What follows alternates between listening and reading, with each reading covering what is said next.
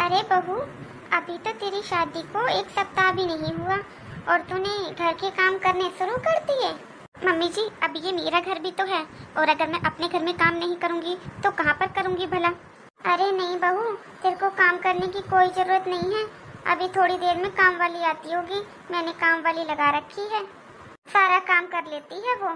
नहीं मम्मी जी, आज से घर के सारे काम मैं संभाल लूंगी। आज से इस घर में कोई काम वाली नहीं आएगी। ए बहू, तेरे को पता भी है घर में कितने काम होते हैं। झाड़ू पोछा, बर्तन, रोटी, सब्जी, कपड़े, बहुत काम होते हैं घर के। तू अकेले नहीं कर पाएगी बेटा। कैसे संभालेगी बहू तू इतना सब कुछ। देख बहू, मेरे से तो ज्यादा देर खड़ा नहीं हुआ जाता। ज्यादा देर खड़े होने से मेरे तो घुटनों में और कमर में दर्द होने लगता है। इसलिए बहू, यहाँ पर तो कई सालों से काम करने वाली आती है, क्योंकि मुझसे तो कोई काम होता नहीं है। और बहू, तू भी अकेली परेशान हो जाएगी। मम्मी जी, आप टेंशन मत लीजिए, मैं सब संभाल लूंगी। आप तो बस ये बताओ कि नाश्ते में क्या बनाऊं। मानना पड़ेगा ना कविता जी, आप तो एकदम हीरे जैसी बहू लाए हो ढूंढ कर। कितने सालों बाद मैंने इतना स्वाद खाना खाया है। हमारी बहू सर्वगुण संपन्न है। देखो, आते ही उसने कितना खर्चा बचा लिया काम वाले की छुट्टी करके। सही कह रहे हो आप, हमारी बहू सर्वगुण संपन्न है। बस इसलिए मैंने गरीब घर की बेटी को अपने घर की बहू बनाया है। अब हमारी तो कोई बेटी नहीं है, अब यही हमारी बहू है और यही हमारी बेटी है। हमारे विकास के लिए कितने ऊंचे ऊंचे घरानों से रिश्ते आए थे, लेकिन आपने किसी के लिए भी हाँ नहीं करी। लड़की को बिना देखे ही मना कर देते थे। कई बार तो मुझे भी बहुत गुस्सा आया कविता जी आपके ऊपर, लेकिन अब मैं बहुत खुश हूँ। तुम इतनी गुणी और संस्कारी बहू ढूंढ कर लाई हो। देखो जी, एक ही बेटा है हमारा, ना कोई दूसरा बेटा है और ना कोई दूसरी बेटी है। तो बस हम तो चाहते हैं कि बस ऐसे ही बच्चे खुश रहें और हमारे घर में हमेशा खुशहाली बनी रहे और सब सुख शांति से रहें। हद हो गई अब तो। इतनी गर्मी में इतनी भारी साड़ी पहनकर और हाथ भर भर कर ये चूड़ियां पहनकर भला कौन काम कर सकता है। पूरा दिन काम में निकल जाता है, कब सुबह होती है कब शाम हो जाती है पता ही नहीं चलता। और ये देखो बर्तन, कभी भी सिंक खाली नहीं होता, हमेशा भरा रहता है झूठे बर्तनों से। मैं तो परेशान हो गई। बहू, अरे बहू, क्या हुआ? किसी बात पर गुस्सा आ रहा है क्या? कुछ बात है क्या? बर्तनों की आवाजें बाहर तक आ रही थी। ये अच्छा है मम्मी जी, अब मैं गुस्सा भी नहीं कर सकती। मैं भी इंसान हूँ, कोई मशीन नहीं हूँ।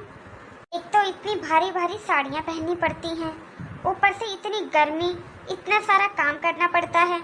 अब मैं गुस्सा भी नहीं कर सकती क्या मम्मी जी? तो बहू, तेरे को किसने कहा इतनी गर्मी में इतनी भारी भारी साड़ियाँ पहनने के लिए? मुझे तो ये लगा तेरे को पसंद है, अच्छी लगती हैं, इसलिए तू अपनी मर्जी से खुद पहनती है साड़ियाँ। बाकी बेटा, तेरे को जिन कपड़ों में अच्छा लगे, जिन कपड़ों में आराम मिले, तो वो पहन ले। रही बेटा काम की बात, तो काम वाले की भी छुट्टी बेटा तूने ही करी थी ना। ये सही है, हर चीज का इंजाम मेरे ऊपर ही लगा दिया करो।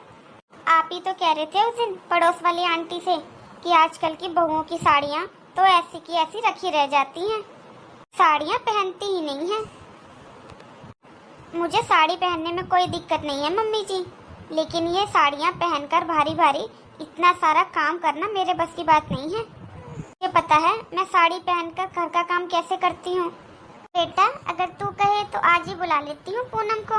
उसका आज भी फोन आया है और 3-4 बार पहले भी फोन आ गया है। रहने दीजिए मम्मी जी, कोई जरूरत नहीं है काम वाली को बुलाने की। फिर 4 दिन बाद आप ही कहते फिरोगे काम करती ही क्या है। मैं बहू हूँ ना इस घर की, तो मेरी जिम्मेदारी बनती है घर के काम करने की, इसलिए मैं कर लूंगी, आप चिंता मत करिए। बहू को क्या हो गया है?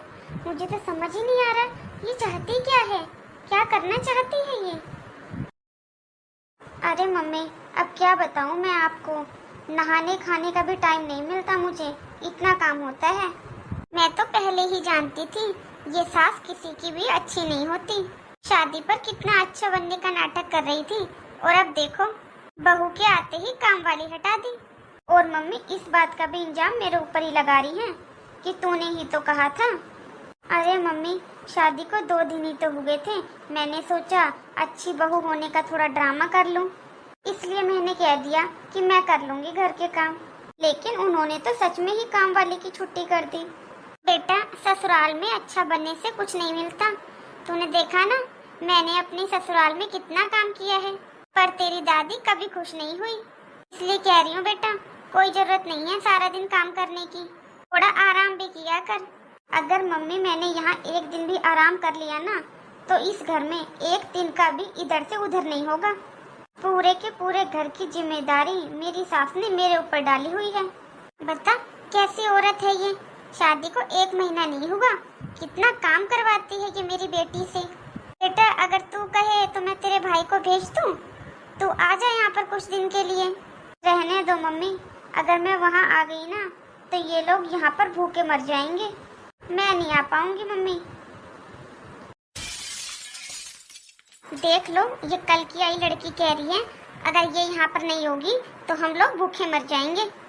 जैसे इसके आने से पहले इस घर में कुछ काम ही नहीं होता था, हम भूखे रहते थे। कोई बात नहीं कविता जी, ज्यादा दिल पर नहीं लेते बात को। अभी वो इस घर में नई नई है तो थोड़ा टाइम लगेगा एडजस्ट होने में। शायद आप सही कह रहे हो, घुलने मिलने में टाइम तो लगता है, लेकिन जी आज मुझे बुरा बहुत लग रहा है। बताओ, 15 दिन नहीं हुए अभी इसकी शादी को, इसने अभी से बुराई करना हमारी स्टार्ट कर दी।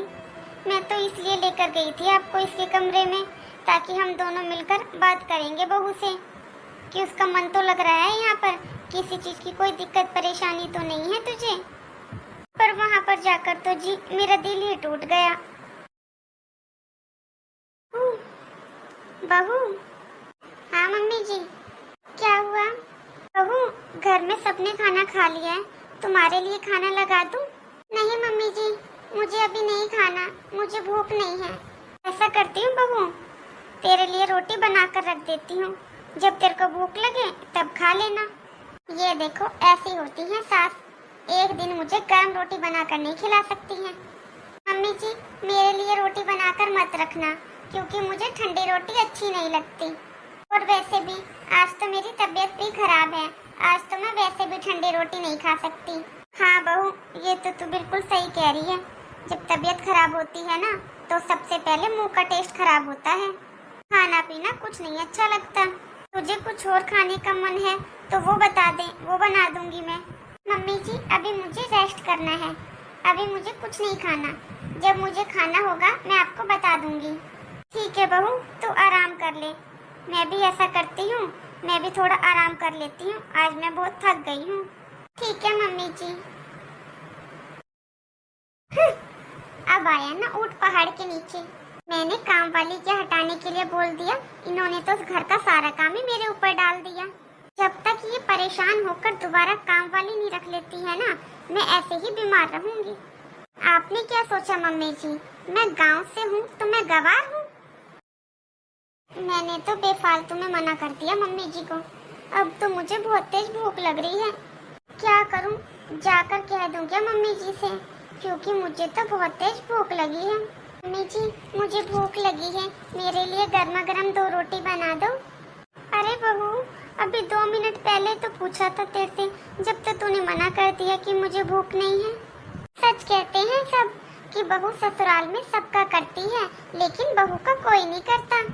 मैं जब से शादी करके आई हूँ मैं सबका करती हूँ, आज मैं एक दिन बीमार क्या हो गई, आपने तो 2 रोटियों के लिए मुझे इतना सुना दिया। चल बहू, मैं अभी रोटियाँ बनाकर देती हूँ तुझे। रहने दो मम्मी जी, आप आराम करो, मुझे जो खाना है मैं ऑर्डर कर लूंगी। मुझे तो ये समझ नहीं आता आखिरकार इस बहू के दिमाग में चल क्या रहा है। 2 मिनट में भला किसे भूख लगती है? अगर बाहर से ही खाना मंगवाना था तो पहले ही मंगवा लेती। यहाँ पर आकर इतनी बातें क्यों सुनाकर गई है मुझे? और बोलते समय ये भी नहीं सोचती है कि क्या बोल रही है, कुछ भी सुना देती है मुझे तो।